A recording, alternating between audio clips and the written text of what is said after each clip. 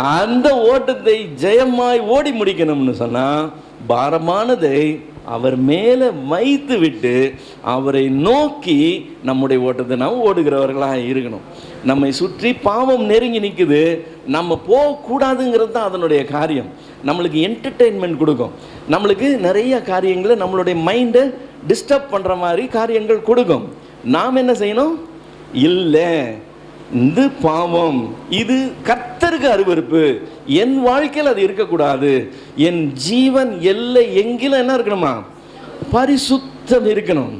அதுதான் அலங்காரம். எனக்கு பரிசுத்தம் அவசியம், இந்த அசுத்தத்துக்கெல்லாம் எனக்கு நேரம் கிடையாதுன்னு சொல்லி நாம் இருந்தாலும் சரி, நம்ம பிள்ளைங்களா இருந்தாலும் சரி, சாப்பிட்டாலும் உடுத்தினாலும் நடந்தாலும் பேசினாலும் பழகினாலும் பரிசுத்தத்தின் அடிப்படையிலேயே போகணும். பாவத்தை அடையாளம் கண்டுபிடிச்சு தள்ளி விட்டு நம்முடைய ஓட்டத்தை ஓடி முடிக்கணும்.